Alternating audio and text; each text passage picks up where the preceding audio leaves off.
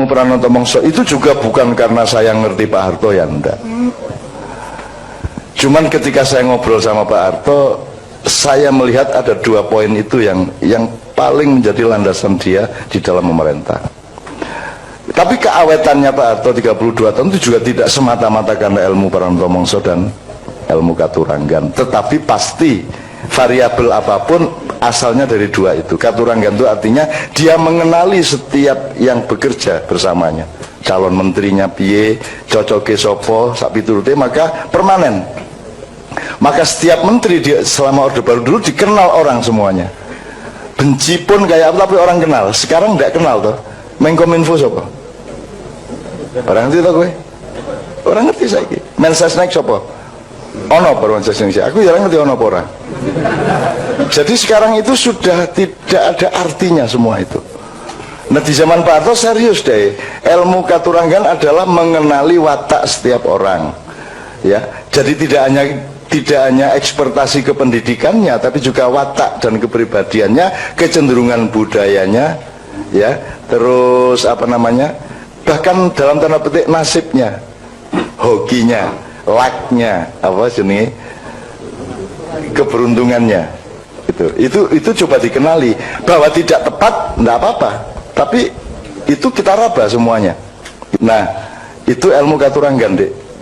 Ilmu Katuranggan itu harus dikenali oleh setiap orang tua yang punya anak. Anakmu bukan anakmu, kata Khalil Gibran, Khalil Gibran, ya Pak ya. Khalil Gibran, mergo kowe macane saka bahasa Inggris diterjemahke, akhirnya kowe Khalil Gibran ngono to. Wong Inggris ki jan kualik-walik. Khalil Kahlil.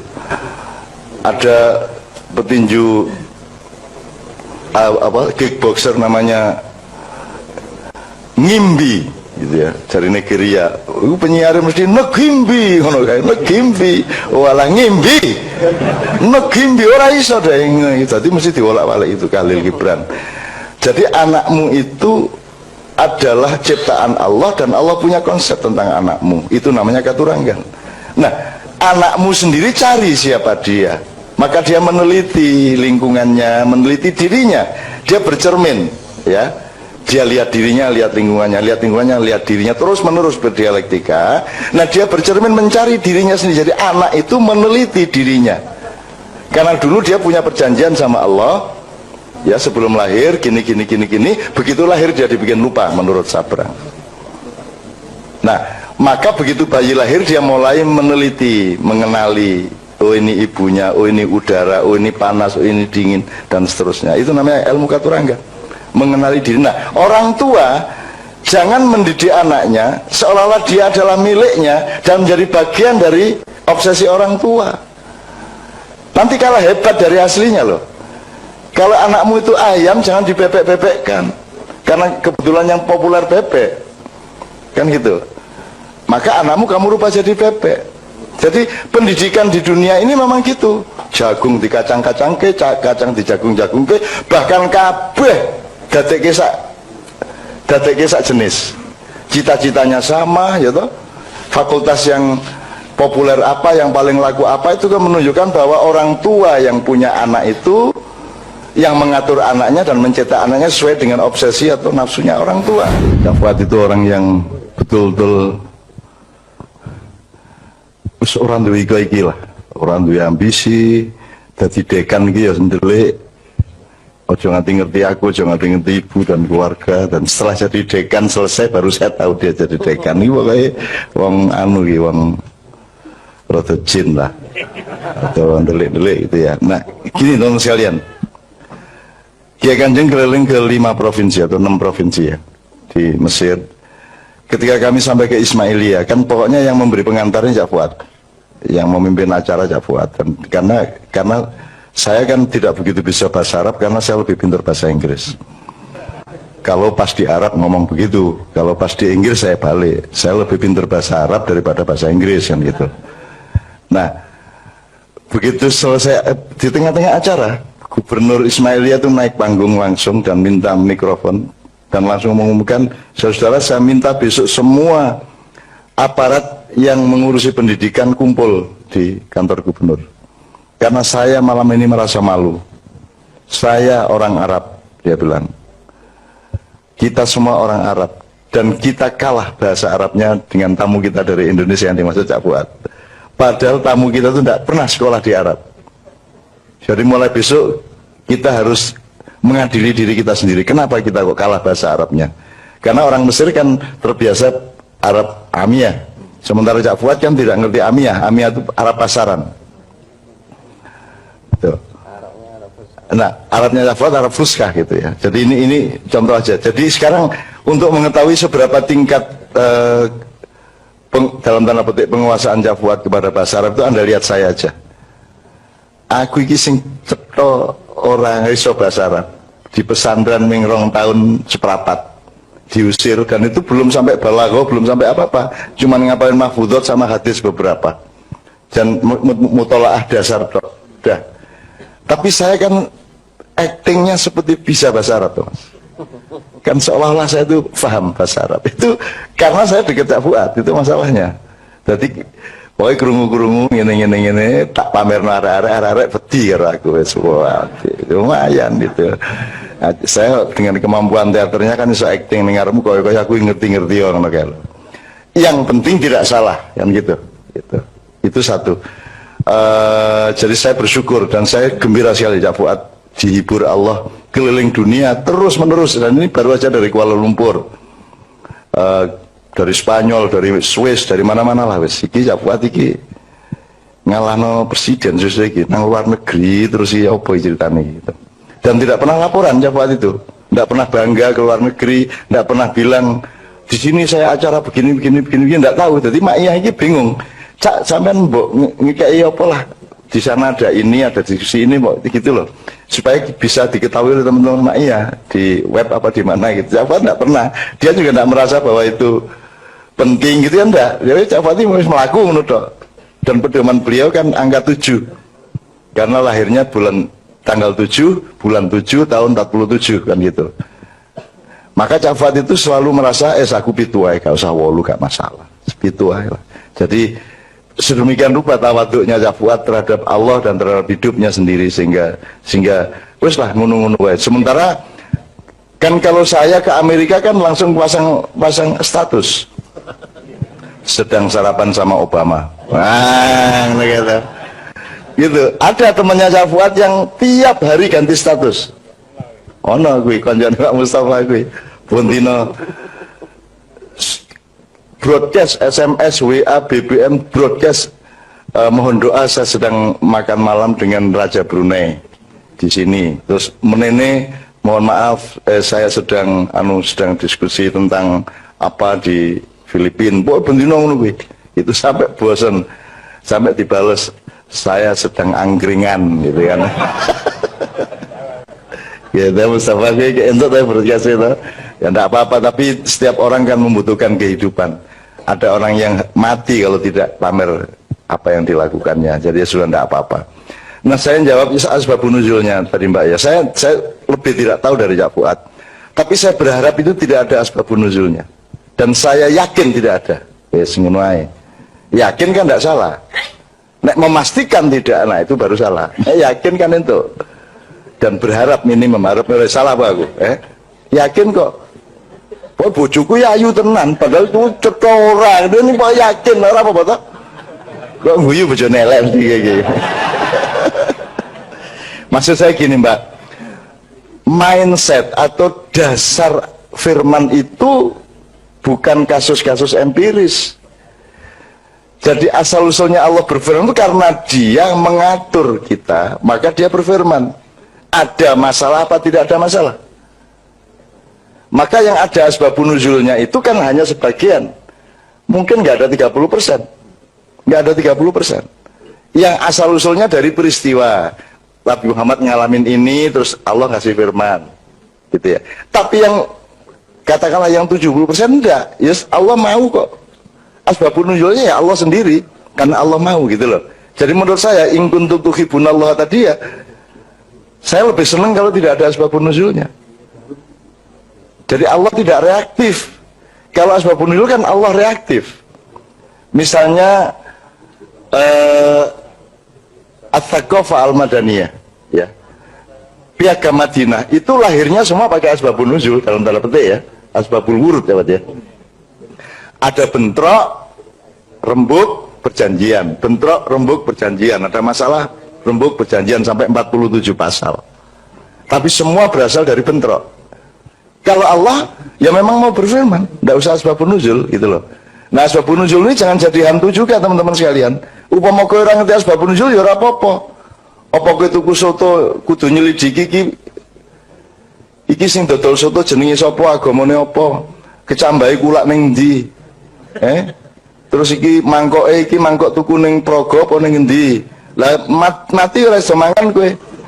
Nek kowe nang warung dengan tafsir, nang warung tadabbur aja. Sing penting sehat pora, seger pora, sedep pora, margi apa ora, sehat pora kan ngono wae. Bah asal usulnya ra mudeng. Begitu juga kepada Al-Qur'an. Boleh Anda begitu. Tidak harus mengerti segala macamnya. Anggut toh ahli tafsir juga tidak akan pernah bisa menafsirkan alif lam mim.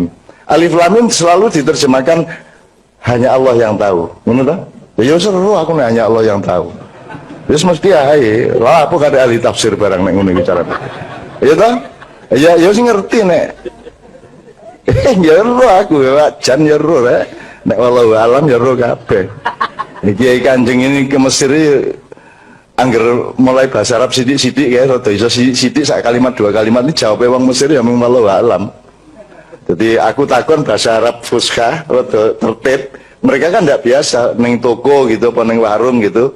Kita mencoba bahasa Arab terus dia jawabnya ora wallahu alam ngono gitu. Nek sini sadaqallahul azim ngono kan. Kene iki arep praktek bahasa Arab dijawab sadaqallahul azim. Gitu teman sekalian. Jadi Anda jangan pusing sama asbabun nuzul, itu urusan para ahli tafsir. Dan kalau kita ngomong tadabbur itu yang langsung disarankan Allah, dianjurkan dan bahkan diwajibkan oleh Allah ya, karena kalimatnya kalimat perintah ya. Itu tidak menghalangi proses tafsir Muzammili untuk diterbitkan ya. Karena tafsir adalah bagian yang terpenting juga dari tadabbur. Kalau tafsir itu tulang berulangnya. Nek wong orang nganggo balungan kuwi nglemprek kaya sarung kan begitu. Jadi sangat penting tafsir Muzammili nanti kita tunggu terbitnya. Kira-kira gitu ya. Langsung kalau gitu samain aja sisan. Ilmu Pranoto Mongso itu juga bukan karena saya ngerti Pak Harto ya enggak. Cuman ketika saya ngobrol sama Pak Harto, saya melihat ada dua poin itu yang paling menjadi landasan dia di dalam memerintah. Tapi keawetannya Pak Harto 32 tahun itu juga tidak semata-mata karena ilmu Pranoto Mongso dan ilmu Katuranggan. Tetapi pasti variabel apapun asalnya dari dua itu. Katuranggan itu artinya dia mengenali setiap yang bekerja bersamanya. Calon menterinya piye, cocoke sopo, sak piturute, maka permanen. Maka setiap menteri selama Orde Baru dulu dikenal orang semuanya. Benci pun kayak apa tapi orang kenal. Sekarang tidak kenal toh. Menkominfo siapa? Orang ngerti toh gue? Orang ngerti saiki. Mensesnek siapa? Ono Mensesnek. Aku jarang ngerti ono orang. Jadi sekarang itu sudah tidak ada artinya semua itu. Nah di zaman Pak Harto serius deh. Ilmu Katuranggan adalah mengenali watak setiap orang. Ya. Jadi tidak hanya ekspertasi kependidikannya, tapi juga watak dan kepribadiannya, kecenderungan budayanya, ya, terus apa namanya, bahkan dalam tanda petik nasibnya, hokinya, lucknya, apa jenis, keberuntungannya, itu coba dikenali bahwa tidak tepat, tidak apa-apa, tapi itu kita raba semuanya, gitu loh. Kan ono wong sing ada orang yang pintar matematik tapi tidak suka, maka dia pergi ke yang lain. Ada orang yang suka matematik tapi dia tidak berbakat matematik. Itu salah satu ujian Allah dan kemesraan Allah dengan kita. Maka kita jangan pusing-pusing juga, gitu loh. Maksud saya, ya sudah ngikut aja, ya sudah ngikut. Anak saya pintar matematika, nomor 1 di sekolahnya, tetapi dia tidak begitu kerasan. Kalau dia diikutkan lomba, dia selalu berdoa mudah-mudahan tidak usah menang ya, gitu. Apa nek menang, wongku repot, wongku nang kota madya baru kui provinsi nasional, wah repot itu nanti. Malah ngono kuwi. Iya aku. Jadi aku arep bangga sithik ngono ra iso. Siapa ranking 1? Aku takon, kalau bisa jangan saya lah. Ngono kuwi jawab anakku. Coba kan. Nomor 1 saya lah jadi wong tua ya sok-sok pengen bangga-bangga sithik. Tapi saya juga senang dengan jawaban itu. Ternyata dia berdaulat atas kehidupannya. Ternyata dia mengatur dirinya. Dia tidak terikat oleh menjadi menang atau menjadi kalah. Gitu loh. Jadi rasa tak wurui ternyata wis ngono kuwi anakku. Gitu. Jadi nek selalu ngaku bodoh, selalu ngaku nggak ngerti dan seterusnya. Gitu. Nah, itu ilmu katuranggan, Dek. Ilmu katuranggan itu harus dikenali oleh setiap orang tua yang punya anak. Anakmu bukan anakmu, kata Khalil Gibran, Khalil Gibran, ya Pak ya. Khalil Gibran, mergo kowe macane ke bahasa Inggris diterjemahke, akhirnya kowe Khalil Gibran ngono to. Wong Inggris ki jan kualik-walik. Khalil Khalil. Ada petinju kickboxer namanya Ngimbi gitu ya, dari Nigeria. Penyiar mesti Ngimbi ngono kae, Ngimbi. Walah Ngimbi. Ngimbi ora iso deh, jadi mesti diwolak-walik itu Khalil Gibran. Jadi anakmu itu adalah ciptaan Allah dan Allah punya konsep tentang anakmu. Itu namanya katuranggan. Nah, anakmu sendiri cari siapa dia. Maka dia meneliti lingkungannya, meneliti dirinya. Dia bercermin, ya. Dia lihat dirinya, lihat lingkungannya, lihat dirinya, terus menerus berdialektika. Nah, dia bercermin mencari dirinya sendiri. Jadi anak itu meneliti dirinya. Karena dulu dia punya perjanjian sama Allah, ya sebelum lahir gini, begitu lahir dia dibikin lupa menurut Sabra. Nah, maka begitu bayi lahir dia mulai meneliti, mengenali, oh ini ibunya, oh ini udara, oh ini panas, oh ini dingin, dan seterusnya. Itu namanya ilmu katuranggan, mengenali diri. Nah, orang tua jangan mendidik anaknya seolah-olah dia adalah miliknya dan menjadi bagian dari obsesi orang tua. Nanti kalah hebat dari aslinya loh. Kalau anakmu itu ayam, jangan dibebek-bebekkan. Karena kebetulan yang populer bebek. Kan gitu. Maka anakmu kamu rubah jadi bebek. Jadi pendidikan di dunia ini memang gitu. Jagung di kacang-kacang ke, kacang di jagung-jagung ke, bahkan kabeh dadekke sak jenis. Cita-citanya sama, ya toh. Fakultas yang populer apa, yang paling laku apa, itu kan menunjukkan bahwa orang tua yang punya anak itu yang mengatur anaknya dan mencetak anaknya sesuai dengan obsesi atau nafsunya orang tua. Didelok diamati ya kita diopo ya opo. Termasuk banyak orang sudah mulai mengeluh kok anak cak nun sing wedok ora jilbaban. Gitu kan. Kowe engko kaget dhewe lho suatu hari. Wis tau kowe iki tenang wae. Mbak Novia itu kawin sama saya 2 tahun juga tidak jilbaban dan saya tidak pernah menyentuh. Menyentuh lah. Maksud saya tidak pernah ngomongin soal itu. Nggak pernah saya, nggak pernah menyuruh dia berjilbab. Karena saya tidak mau dia berjilbab karena saya tidak mau berjilbab karena teman-temannya, saya tidak mau dia berjilbab karena yang bukan Allah. Yang penting saya proses, saya dorong terus uluhiyah di dalam dirinya, dialektika dengan Allah, itu saya proses terus, sampai akhirnya dia pasti punya cita-cita sendiri, cuman dia butuh proses budaya, butuh momentum hidayah, butuh tahap-tahap, di mana dia akan, kalau sudah mengambil keputusan, dia akan mantap, semantap-mantapnya. Yang begitu. Setelah 2 tahun, Mbak Novia baru pakai jilbab. 2 tahun, dan saya tidak pernah, ketika dia pakai jilbab, saya juga tenang aja, enggak pakai saya juga tenang aja. Biarin aja, wong dia urusan sama Allah kok, sendiri kok, enggak sama saya kok, gitu. Bahwa aku dionanake wong yang mengurangi dosa seperti Gus Dur tadi itu. Kalau belok sedikit ke Gus Dur, teman-teman sekalian, saya bersyukur bahwa saya itu orang yang mungkin sangat lemah ya dibanding Gus Dur. Gus Dur orang yang sangat kuat, saya itu orang lemah, hati saya lemah gitu ya. Jadi saya tidak kuat menanggung seperti yang ditanggung oleh Gus Dur. Gus Dur itu tidak hanya difitnah orang, tapi dibesar-besarkan melebihi dirinya, gitu loh.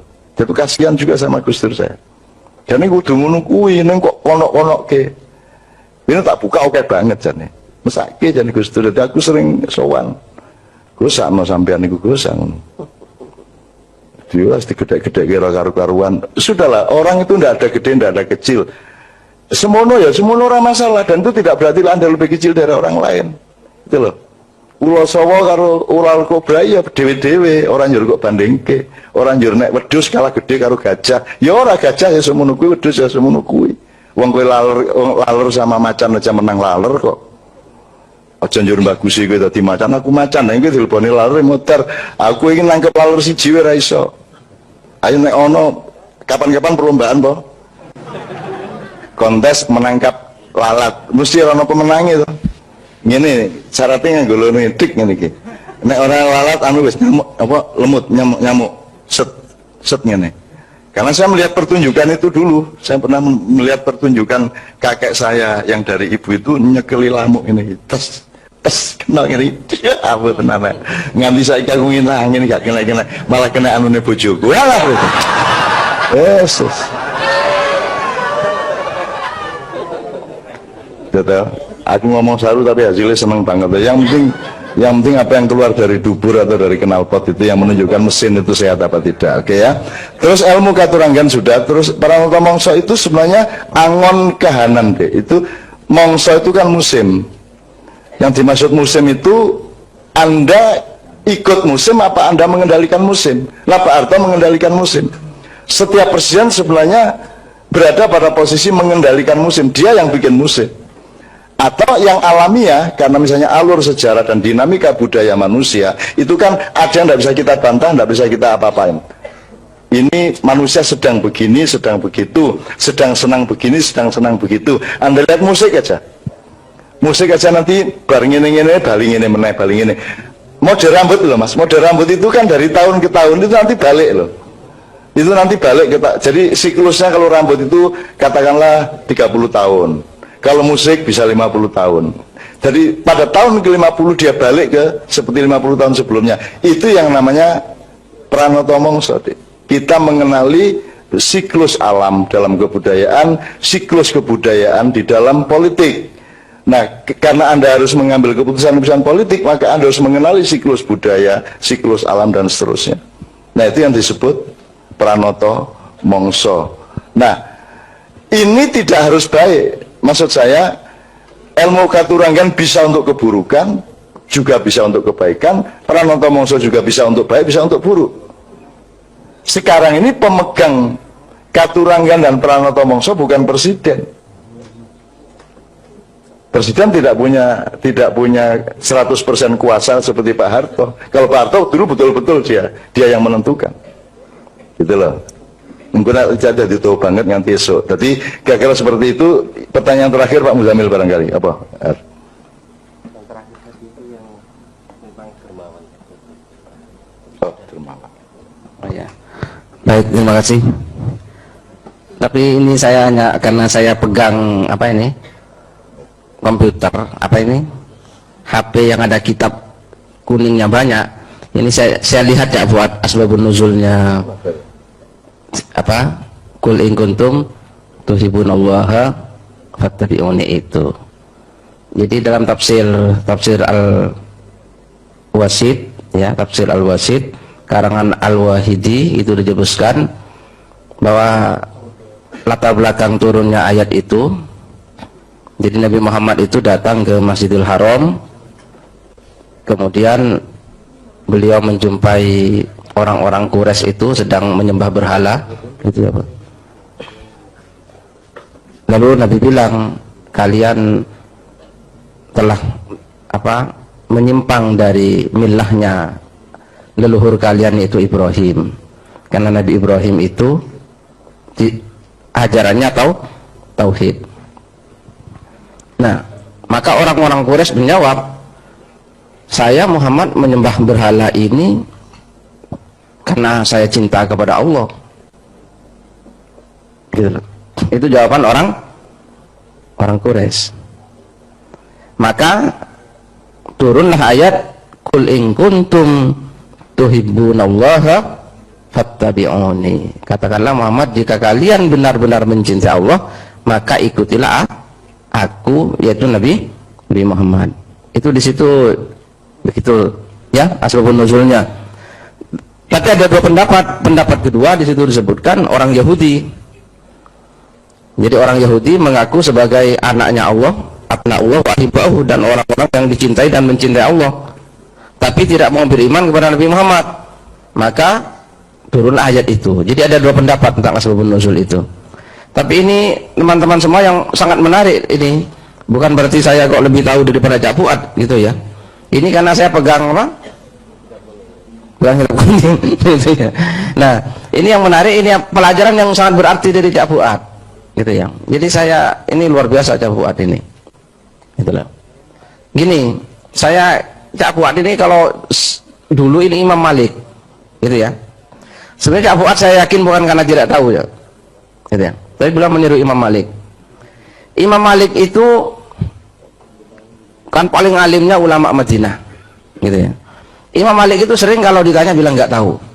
Nah coba, saya nggak tahu. Maksudnya Imam Malik itu mengajari orang supaya orang itu meskipun tahu tidak merasa tahu. Gitu loh. Saya kira Cak Fuad bukan nggak tahu, hanya Cak Fuad meniru Imam Malik. Gitu ya. Gitu ya. Lalu Imam Malik sering didatangi orang, ditanya, nggak tahu, kamu tanya sama orang lain saja. Nah, gitu loh. Bahkan pernah satu saat Imam Malik itu ditanya oleh orang 48 pertanyaan. Coba bayangkan. Akhirnya Imam Malik menjawab berapa? Apa dijawab semua? Ternyata yang dijawab hanya berapa? 48 ya. Yang dijawab hanya 16. Sisanya berapa? 32 Imam Malik bilang tidak tahu. Loh, gimana Imam Malik? Saya tidak tahu yang 32 itu. Nah, bayangkan seorang alimnya seperti Imam Malik menjawab tidak tahu. Nah, itu saya kira Cak Fuad gitu ya, bukan tidak tahu beliau gitu ya. Tapi meniru Imam Malik gitu ya. Dan Imam Malik seperti itu. Nah, jadi besok kalau sampai tanya sama saya jawab tidak tahu juga, berarti saya niru Imam Malik juga. Nah, itu. Nah, Imam Malik ini, Imam Malik bin Anas al-Maliki itu. Ya begini masalah kedermawanan itu, apa? Kedermawanan ya. Ya memang yang disebut dermawan itu bukan karena memberi untuk mendapatkan yang lebih. Iya. Termasuk tidak memberi kesempatan kepada orang lain, itu kedermawanan gitu ya. Al-isar itu mengalah itu orang yang dermawan. Jadi kalau sampean antri gitu ya, terus karena melihat ada ibu-ibu atau siapa yang lebih berhak lebih dulu dari sampean nggak usah ngasih uang sama dia kan, tapi sampean mengalah, oh ya sudah lebih dulu, itu juga bagian. Terus sampean kalau dermawan juga kalau naik mobil pelan biar yang lain nyalip semua. Nah itu dermawan juga itu. Ini lebih terburu-buru daripada saya. Nah itu ya, itu juga dermawan. Jadi itu mengalah itu juga dermawan. Jadi tidak harus dengan memberi. Oke, kalau urusan dermawan dan sedekah Pak Mustafa orangnya gitu ya. Karena memang Pak Mustafa yang paling banyak bersedekah kepada kita, memberikan apa saja, dan kita cukup dengan bermodalkan pendengaran yang tajam. Sebelum Pak Mus, saya nyambungkan dengan beberapa diskusi teman-teman di Nahdlatul Muhammadiyin malam Kamis kemarin, diskusi yang ke-245. Ada kaitannya dengan apa yang kita perbincangkan malam hari ini. Teman-teman kemarin diskusinya tentang dilarang istiqomah di sembarang tempat gitu ya. Kita kemarin menangkap bahwa ada gejala saat ini gagal move on atau statis atau mandek itu dianggap sebagai bentuk istiqomah gitu. Sehingga yang seharusnya bukan harga mati diharga matikan, yang seharusnya itu bisa lebih dinamis dan menemukan bentuk baru yang lebih tepat justru dimampatkan atau dimandekkan gitu. Teman-teman kemarin menyimpulkan bahwa jalan yang dirintis atau dibuat oleh para pendahulu kita atau para ulama, entah para leluhur dan lain sebagainya untuk menuju ke Allah itu sudah diketahui dan dipelajari oleh musuh-musuh Islam, sehingga di sepanjang jalan itu dipasang jebakan-jebakan, dibuat jalan-jalan palsu, sehingga kita kesulitan untuk menemukan jalan yang sesungguhnya dibuat itu. Maka disitulah yang disebut dengan istiqomah untuk tetap berijtihad, istiqomah untuk tetap mencari sesuai dengan kedaulatan kita, dengan cinta itu. Maka apapun yang saat ini sepertinya sudah matang dan sudah mandek, membuka ruang kemungkinan bagi kita untuk menemukan sesuatu yang baru, terus untuk mencari yang baru, dan itu bukan berarti tidak istiqomah. Istiqomah itu pada dasarnya, pada paradigmanya, tapi metodologi dan strategi harus tetap dinamis. Bahwa seorang penjual nasi goreng itu kalau tidak laku dagangannya, dia bisa beralih untuk jualan telur atau bisa buka bengkel sepeda gitu. Itu strategi. Tapi dasarnya atau paradigmanya adalah mengabdi pada Allah melalui kecukupan nafkah untuk anak istri. Tapi strateginya bisa berganti. Bahkan dalam segala macam urusan, kalau memang sesuatu itu sudah nggak tepat dan menimbulkan kemudaratan, bukan berarti istiqomah kita untuk tetap menjalaninya. Tidak ada yang harga mati, tapi harga hidup. Itu yang didiskusikan teman-teman kemarin, dan melalui tadabbur kalau di dalam Al-Quran itu di surat Muhammad justru, maka apakah mereka tidak mentadaburi Al-Quran? Apakah hati mereka terkunci? Dikaitkannya tadabbur justru bukan dengan akal pikiran, tapi lebih ke hati. Kemudian di surat An-Nisa, maka apakah mereka tidak memperhatikan Al-Quran? Atau apakah mereka tidak mentadaburi Al-Quran?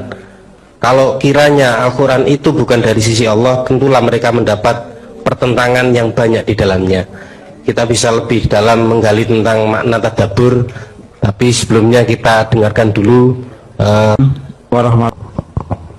Oke teman-teman sekalian, Cak Fuad sama saya tadi benar-benar tidak tahu, bukan karena bergaya Imam Malik ya. Dan tidak ada masalah, tidak tahu itu tidak ada masalah. Kalau tahu itu tidak usah bangga, dan tidak tahu tidak usah minder. Kabeh wong ono ngertine, ono orang ngertine. Jadi kita tetap seimbang saja.